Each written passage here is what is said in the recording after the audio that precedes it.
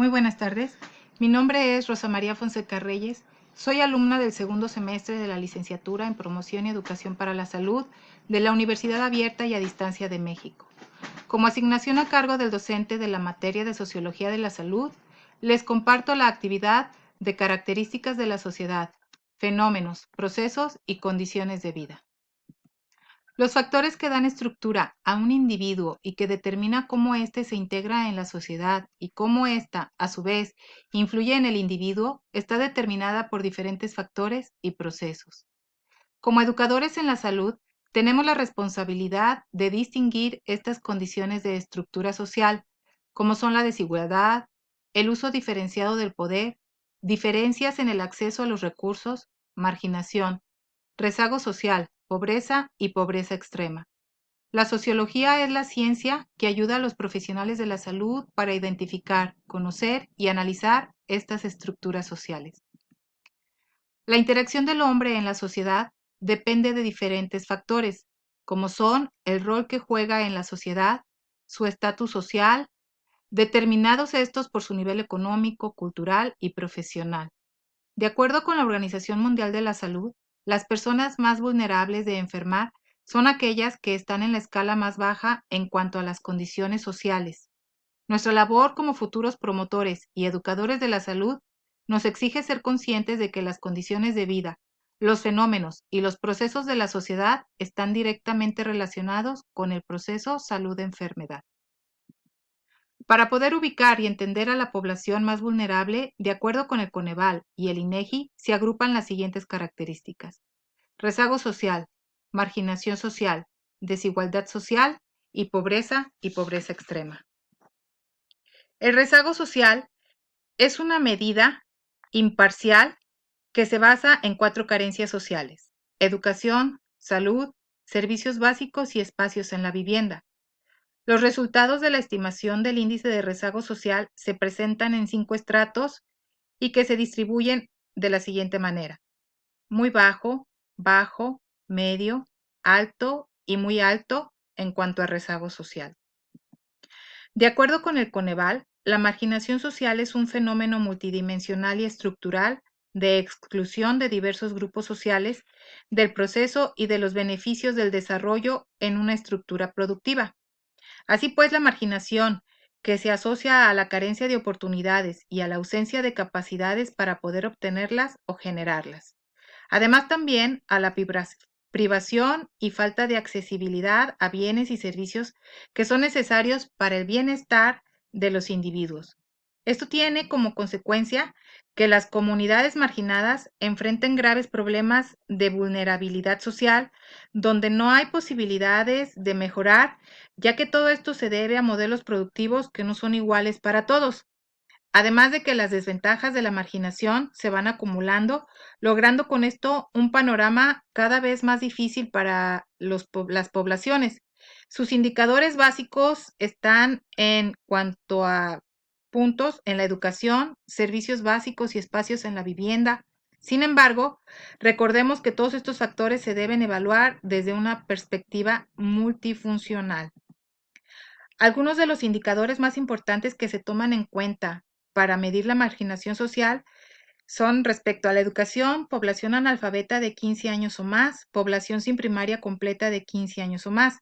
En cuanto a espacios en la vivienda, son viviendas con algún nivel de hacinamiento y la cantidad de ocupantes en viviendas con piso de tierra. Respecto a los servicios básicos, están los ocupantes en viviendas que no cuentan con drenaje ni servicio sanitario, que no cuentan con energía eléctrica, sin agua entubada, con poblaciones en localidades con menos de 5,000 habitantes y poblaciones ocupadas con ingresos de hasta 2 salarios mínimos. La desigualdad social es una condición por la cual las personas cuentan con acciones limitando y en desigual a los recursos de cualquier tipo, como son servicios, rol o estatus, al grado de ser discriminados por su posición social, religión, color o sexo. La desigualdad tiene como consecuencia la discriminación y esta genera la exclusión. La desigualdad social no es una causa, es más bien una consecuencia de nuestro desarrollo como seres humanos. Al inicio de la humanidad existía una igualdad entre el hombre. Sin embargo, al darse la jerarquización por las habilidades que éste empezó a desarrollar, se empezaron a dar estas desigualdades. Los indicadores que se aplican a la desigualdad social son coeficiente de Gini, que mide la desigualdad económica, las razones de ingreso, que permiten conocer la brecha entre los ingresos de las personas en pobreza extrema respecto al de las personas no pobres y no vulnerables, y el grado de polarización social, que mide diferencias entre las condiciones de vida de la población que vive en un mismo municipio o en una misma entidad. Sin embargo, la desigualdad social se da también en otros ámbitos de la vida del ser humano. Así también podemos decir que existe la desigualdad social por el sexo de los individuos, el color de su piel, por su etnia, por sus preferencias sexuales, incluso por su modo de vestir, su físico o hasta su manera de hablar. La pobreza y pobreza extrema son dos términos que parecen iguales, sin embargo tienen diferencias importantes. Se dice que una de las principales limitaciones se debe a que el concepto de pobreza muchas veces se ve desde una sola dimensión, que es la de los bienes y servicios que se pueden adquirir. Sin embargo, la pobreza debe considerarse desde diversas dimensiones. Pobreza es la situación de una persona cuando tiene al menos una carencia social y su salario no es suficiente para satisfacer las necesidades alimentarias y no alimentarias, donde su ingreso es insuficiente para adquirir bienes y servicios necesarios para subsistir. La pobreza extrema es una situación de una persona cuando tiene 3 o más carencias de 6 posibles dentro del índice de privación social y que además se encuentra por debajo de la línea de bienestar mínimo. En este grupo se encuentran las personas que ni con su salario completo alcanzan a adquirir los nutrientes necesarios para su alimentación, mucho menos para obtener los servicios básicos de subsistencia. Los lineamientos y criterios para realizar la definición, la identificación y la medición de la pobreza en México, de acuerdo al Coneval, como ya habíamos comentado, para poderla medir acertadamente, los niveles de pobreza y pobreza extrema debemos tomar en consideración los siguientes aspectos: ingreso corriente per cápita, rezago educativo promedio en el hogar, acceso a los servicios de salud, acceso a la seguridad social, calidad y espacios en la vivienda, acceso a los servicios básicos en la vivienda, acceso a la alimentación, grado de cohesión social y grado de accesibilidad a carretera pavimentada.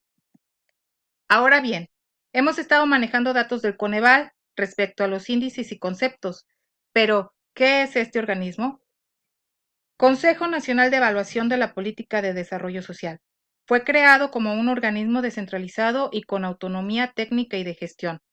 Está compuesto por 6 investigadores académicos de carrera, un representante de la Secretaría de Hacienda y Crédito Público y el titular de la Secretaría de Desarrollo Social.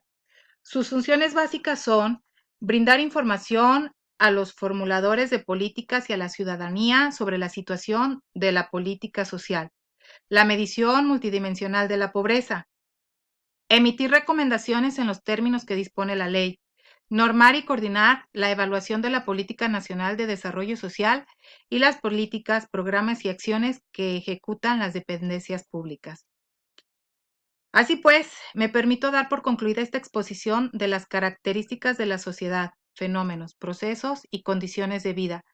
Espero que la misma les haya sido de interés y haya aportado a su conocimiento del tema. De antemano, gracias por su atención.